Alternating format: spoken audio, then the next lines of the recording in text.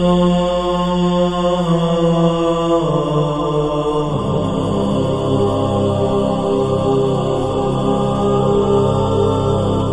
باللہ من الشیطان الرجیم بسم اللہ الرحمن الرحیم وبہ نستعین وہو خیر ناصر ومعین والصلاۃ والسلام علی رسولہ الکریم وعلی آلہ الاطہار رب اشرح لی صدری ویسر لی امری واحلل عقدۃ من لسانی یفقہوا قولی۔ مومنین کرام، یہ ہمارا سیشن احکام فقہی کا ہے اور بارہا اس بات کو آپ کی خدمت میں پیش کیا گیا کہ یہاں پر جو احکام شرعی یا مسائل فقہی جو بیان کیے جا رہے ہیں وہ آیت اللہ سیستانی اور آیت اللہ خامنائی کے فتاوی کے مطابق ہیں، لہٰذا وہ مومنین کرام جو کسی اور مرجع کی تقلید کرتے ہیں ان مسائل پر عمل کرنے سے پہلے اپنے مرجع کا فتویٰ ضرور معلوم کر لیں۔ مسلسل آپ کی خدمت میں اس بات کو پیش کرنے کی کوشش کی کہ بہت زیادہ کمپلیکیشن یا کنفیوژن جو احکام فقہی میں ہوتی ہے اس کی دو وجہ ہیں۔ بعض دفعہ ہمیں اصطلاحات معلوم نہیں ہوتی، یا مسئلہ سچویشن بیسڈ ہوتا ہے یا کنڈیشن بیسڈ ہوتا ہے اور ہم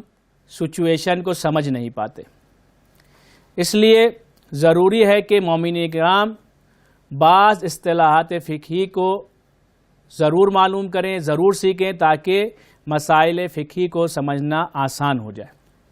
آپ کی خدمت میں دو اصطلاحات فقہی عرض کی گئی۔ سب سے پہلی حرج، یعنی وہ مشقت شدیدہ جو ناقابل تحمل ہے، یعنی جس کو تحمل عام طور پر تحمل نہیں کیا جاتا۔ دوسری اصطلاح جو آپ کی خدمت میں پیش کی گئی وہ تھی ضرر، یعنی وہ نقصان جو عام طور پر قابل برداشت نہیں ہے۔ جیسا کہ میں نے آپ کی خدمت میں عرض کیا تھا کہ جب میں قاعدہ حرج اور قاعدہ ضرر یا اصطلاح حرج یا اصطلاح ضرر کو بیان کر دوں گا تو وہ بہت سارے سوالات جو روزے سے متعلق ہیں اور بارہا مومنین کرام کے ذہن میں آتے ہیں اور بہت زیادہ پیش آنے والے مسائل ان کے بارے میں مراجعین کرام کی نظر آپ کے سامنے، ان کے فتوے آپ کے سامنے پیش کروں گا۔ آج آپ کی خدمت میں دو اہم مسئلے جو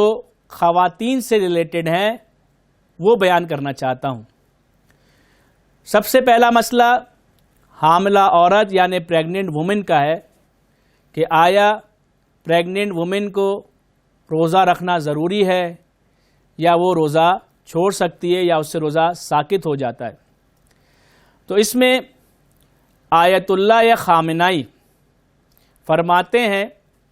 کہ اگر اس حاملہ عورت کو یا پریگننٹ وومن کو یقین ہو یا احتمال ضرر ہو، اور یہ احتمال اقلائی ہو، کس بات کا یقین ہو کہ ضرر ہے یا کس بات کا احتمال ہے کہ ضرر ہے، کہ یا روزہ رکھنا خود اس عورت کے لیے، اس حاملہ عورت کے لیے، یا اس کے ہونے والے بچے کو نقصان پہنچائے گا۔ تو دونوں صورتوں میں، یعنی جب اسے یہ یقین ہے کہ ضرر ہوگا اس کو یا اس کے ہونے والے بچے کو، یا اسے احتمال ضرر ہے اور یہ احتمال اقلائی ہے، ان دونوں صورتوں کے اندر اس سے روزہ ساقط ہو جاتا ہے۔ یا پھر اسے نہ یقین ہے ضرر کا، نہ اسے احتمال ضرر ہے، بلکہ اس کے لیے روزہ رکھنا حرجی ہے، یعنی ایسی مشقت شدیدہ کا باعث ہے جو عام طور پر برداشت نہیں کی جاتی، تو اس صورت میں بھی حاملہ عورت سے روزہ ساقط ہو جائے گا۔ اب آیت اللہ سیستانی اس میں دو کیٹیگری کرتے ہیں۔ کہتے ہیں کہ جب ماہ مبارک رمضان آیا ہے تو آپ نے یہ دیکھنا ہے کہ آپ کا کون سا مہینہ چل رہا ہے حملگی کا یا پریگننسی کا کون سا منتھ ہے. اگر ابھی 8واں مہینہ اسٹارٹ نہیں ہوا ہے، 8th منتھ اسٹارٹ نہیں ہوا ہے اور ماہ مبارک رمضان آ گیا ہے، تو اس صورت میں اگر آپ کو یقین ہے کہ روزہ رکھنا آپ کے لیے یا آپ کے ہونے والے بچے کے لیے نقصان ہے، تو اس صورت میں آپ کے لیے جو ہے وہ روزہ رکھنا جو ہے وہ ساقط ہو جائے گا. یا آپ کو احتمال ہے، اور یہ احتمال ضرر احتمال اقلائی ہے کہ اگر میں روزہ رکھوں گی تو شاید میرے لیے نقصان دہ ہو یا میرے بچے کے لیے نقصان دہ ہو، اور یہ احتمال ضرر اقلائی ہے، تو اس صورت میں بھی ساقط ہو جائے گا. لیکن اس صورت میں آپ نے فدیہ نہیں دینا ہے. لیکن اگر آپ کا ماہ مبارک رمضان 8 منتھ اسٹارٹ ہونے کے بعد آیا، یعنی جب آپ ماہ مبارک رمضان آیا تو آپ کا 8واں مہینہ شروع ہو گیا تھا، 8 منتھ شروع ہو گیا تھا، اور اب آپ سوچتی ہیں کہ میں روزہ رکھوں گی تو یقیناً مجھے یا میرے ہونے والے بچے کو ضرر ہوگا، یا آپ یہ احتمال دے رہی ہیں کہ میرا روزہ رکھنا جو ہے میرے لیے یا میرے ہونے والے بچے کے لیے نقصان دہ ہے، اور یہ احتمال ضرری ہے، تو اس صورت میں بھی روزہ ساقط ہے. لیکن آپ نے جو ہے ہر روزے کے عوض فدیہ بھی دینا ہے.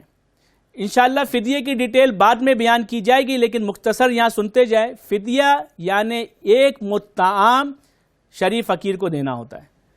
ایک مطعام کتنا ہوتا ہے؟ ایک مطعام 750 گرامز